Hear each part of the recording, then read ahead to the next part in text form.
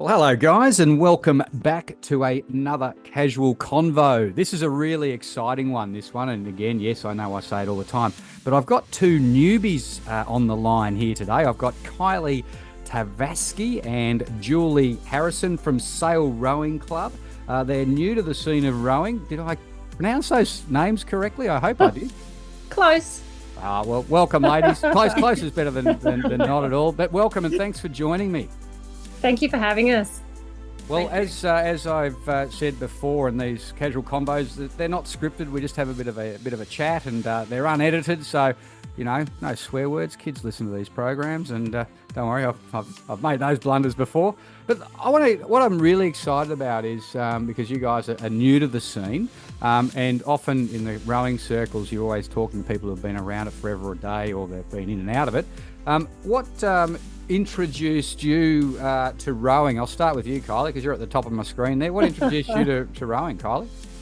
Okay, well, it would be my children got involved with it. So my elder daughter goes into year 11 this year, 16, and she took it up through school at the end of year 7. They do an introduction to rowing as part of the sports program. So all the kids get a taste of rowing, which was wonderful. She adored it. And dear Julie, who's also joining us today, about a year or so ago was, come on, you've got to have a go. It's amazing. You absolutely love it. And after, I guess, a few months of heckling, I gave in and had a try and haven't looked back. It's just, the most wonderful sport to join up in and participate. So I full credit to Julie. So you got your arms twisted by different angles. Correct. Yeah, my children did not push me in the direction of taking it up. I wouldn't have considered it without a friend say, give it a crack, you'll love it. Because it'd be, am I right in saying that it'd be a little bit intimidating to rock up to a rowing club as a newbie with all of this equipment and people everywhere, and sort of, it'd be a bit intimidating, wouldn't it? Or... Oh, for sure. To be honest, I didn't even really know the Sail Rowing Club existed. I'd seen it there on the riverbank. It's right next door to the school sheds, like 10 metres apart. But I'd barely seen anyone really go, out of it, to be honest, and didn't know it was quite the happening thing that it was. So to have someone already within the club that I'm a good friend with and I trust to say, come on, have a go, definitely made it a smoother transition and made it a really welcoming environment. It does. So there's no doubt, as you guys now know, being into the scene of rowing, it is one of the most welcoming environments from a sporting perspective. There's no doubt about that. There's a little bit of ego behind the scenes, but that's all part of it, isn't it? That's part of the fun. Julie, what got you involved? I guess the same as Kylie. My daughter actually rows with Kylie's daughter, so Kylie and I have watched over the last 4 years. We've watched a lot of rowing together, but hadn't actually participated in it. And and then the opportunity just came up for us to do a learn to row with Sail Rowing Club. And I just remember the first time doing it and just finishing and just thinking, oh my goodness, this is just the best fun ever. This is so much fun. Well, I got some news for you. That fun wears off, I could assure you. We had one of and those the better you get, the harder it all gets. There's some days you come off and you think, I'm never rowing ever again. This is terrible. But luckily the first time was good fun. So it can be a bit of a love-hate relationship, the old rowing one. But there's no doubt there's a lot of positives, and especially within groups of rowing clubs, especially, as I said, they're certainly very welcoming and friendly environments. Yeah.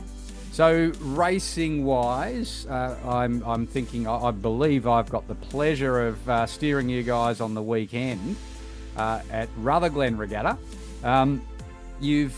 Kylie, I think you were saying before we started that you've done a couple of head races. So you've done down at the Mitchell River and you've done the Melbourne Head. Is that right? Yeah, that's correct. Absolutely. So very different to what's in store this weekend in terms of distance and having lanes as well. Yes. But Julie's taken on board the task of being my steerer in the double. Yeah. I don't actually know what's harder, me having to stroke or her steering. So I'll give you the tip. Steering Julie up at Rutherglen in a coxless boat is not much fun because it's a hell of a dog leg, and depending on which lane you're in as to how big the dog leg is, And trust me, there's all sorts of cross. Not even the Cox boats can get it right. So don't feel bad if you go into the reeds on the far side, or if you go into the start box on the close side or whatever, because I can assure you, not even the Cox boats can get that one right. Right, we nearly took out a houseboat on the Mitchell River, so I think we'll be fine. Yeah, you might come out second best on that one. Julie, were you in the Melbourne Head as well? Yeah. So it was the same crew. Yep. We joined up with Bairnsdale lady as well, Joe Campbell. So we were lucky enough to have Joe, and Zoe is one of the other ladies that rows with us as well. So she's been learning. She started about the same time as me. So yeah, we've got a nice crew of ladies. Oh, fantastic! Well, I'll tell you what, I'll give you credit, because one of your first races rocking up to the Melbourne Head, because that's not a Mickey Mouse regatta. That's the serious pointy end of stuff, and it's a lazy 3.5 kilometres of it too. You would have been better off last year just after the floods, because the thing was flowing like a rocket. This thing was done in half the time, but no, you've done well. Now, so this is the first sort of we won't say short course, but the sort of head-to-head racing. What are your expectations? Julie, what's your expectations from the weekend? Well, I see Saturday is going to be 35 degrees. So, So we're making sure we have ice and beer at the finish line. There we go. That's. I was hoping you were going to go down that direction. Yeah. It's imperative. Got to hydrate. Yeah, that's right. Yeah. So, as you've probably worked out, hydration. sorry to interrupt there, Julie, but as you've probably worked out, the cleansing ales do go hand in hand with this sport, don't they? I think so. I think I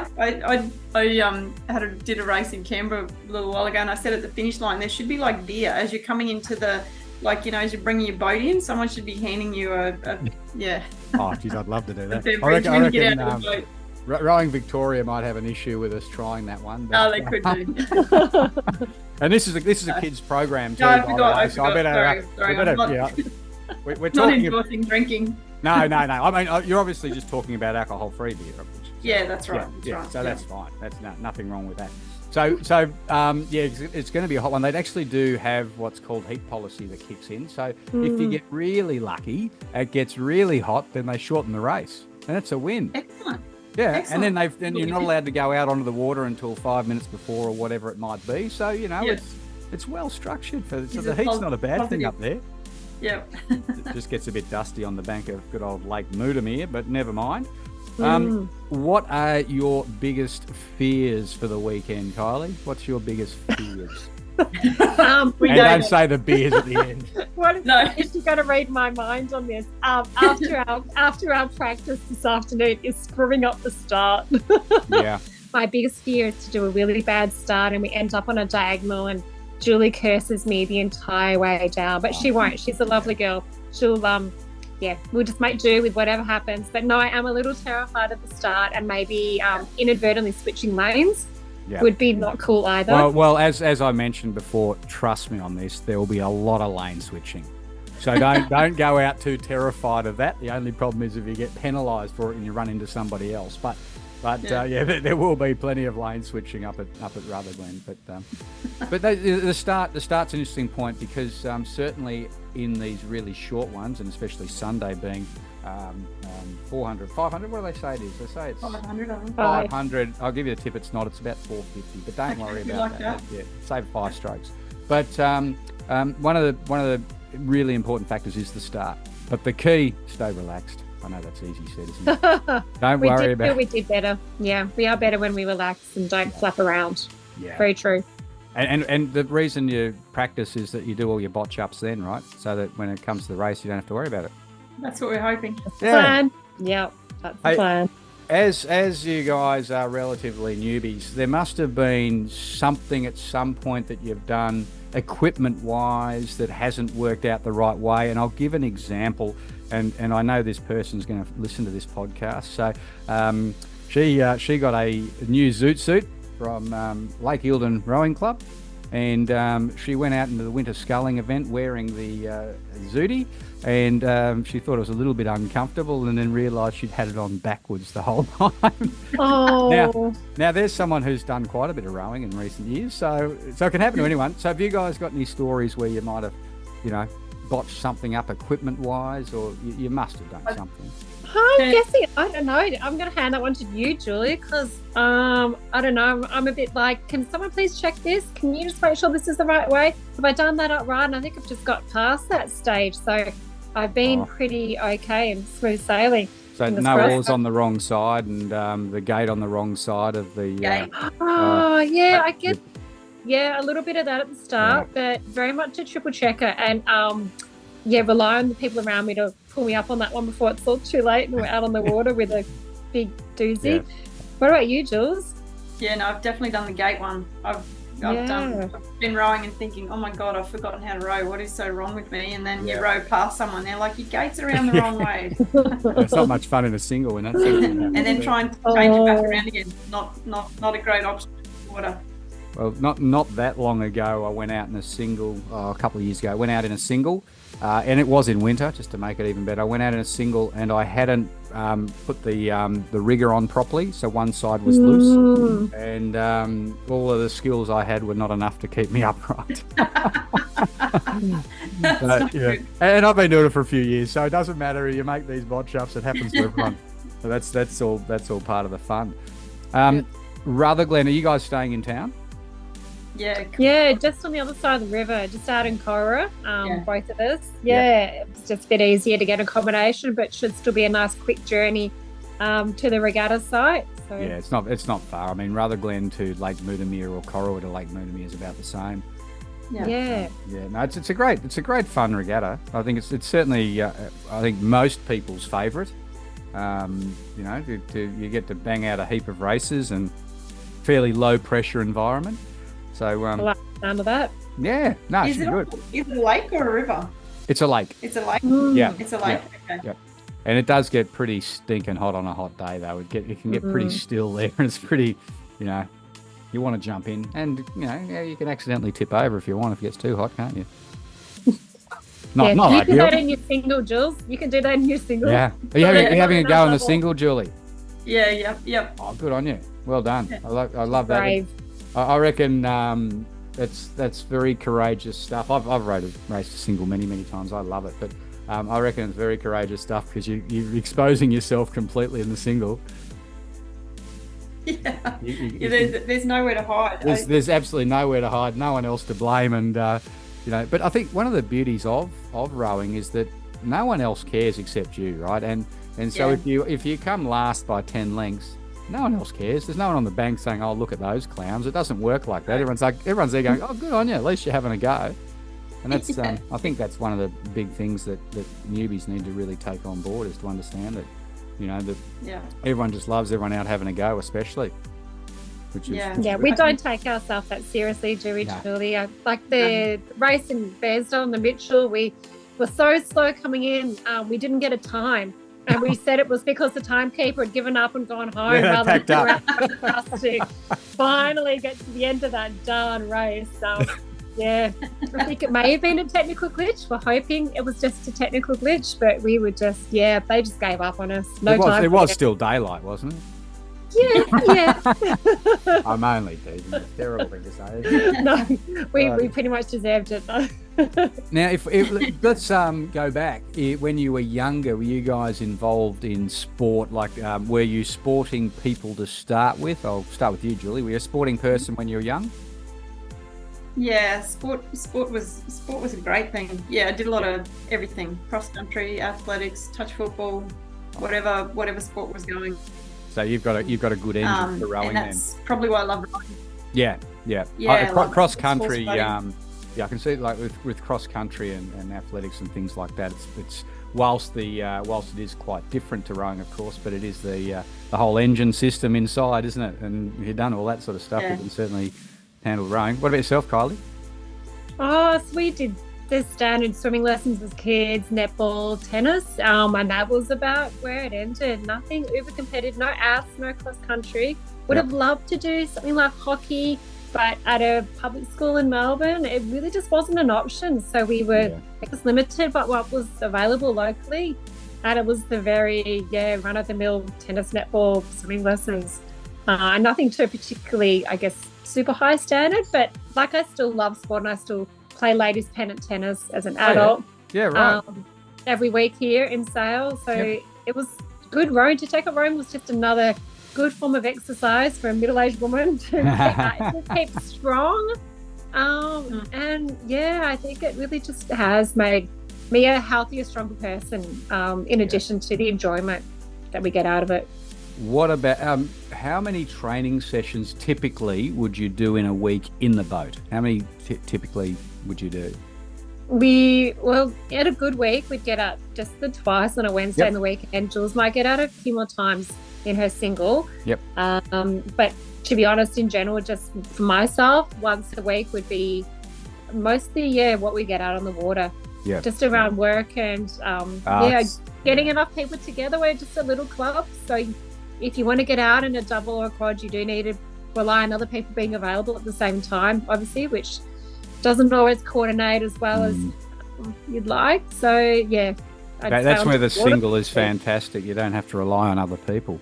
But when you're trying to put I haven't quite mastered the getting it to the river and back. I'm needing a few more lessons, and then I'll be up for a few more on-water sessions. Yeah, and you will tip over, don't worry. Everyone does. Yeah, that's okay. We'll get past that. Yeah, it's all part of the fun. As long as it's not too cold. Yeah, good time of year now. I think there does seem to be a theme with people taking up rowing older in life, that they have done sport. They've come from a sporting background and that they've got an interest in it, and that's why they go, "Oh, I'll try something new. Why not? Sounds exciting." And especially with the kids involved. Oh, did you say before, Kylie, you did Melbourne Head in the parent-child race as well? Julie and I. Yeah, both Julie and I were lucky enough to be involved with our daughters. Which was a really, really beautiful experience. Did the daughters agree with that? That it's a beautiful experience? Yeah, mine was okay. She's a wicked taskmaster. I give her that much, though. She didn't let up on me until I turned around and I said, "Darling, I really am trying my absolute hardest. I just need to concentrate now. Please stop talking." Yeah, stop talking. There's 3.5 kilometres of this I've got to endure, and I've already had enough, and we're only 200 in. Yeah. The coolest part too about the Melbourne Head Regatta is you get the T-shirt with the names on the back. And then your names are on the back with your kids' names. I didn't even grab a T-shirt. You missed out. I got one year which had myself, my son, and my daughter on it. Lovely. It's pretty cool. But I've had 2 daughters there that day, so we could have had the 3, but all good.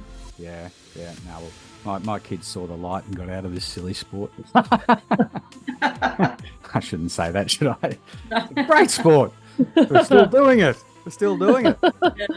Well, look, we probably should wind it up because we've been chatting long enough for a podcast. As I sort of said earlier, I like to keep them reasonably short so people are half interested. But looking really forward to the weekend and looking forward to meeting you guys in person as opposed to Zoom. As I said earlier, it's a bit like going back over COVID days, meeting people on Zoom and so forth. Yeah, for sure. That's way behind us.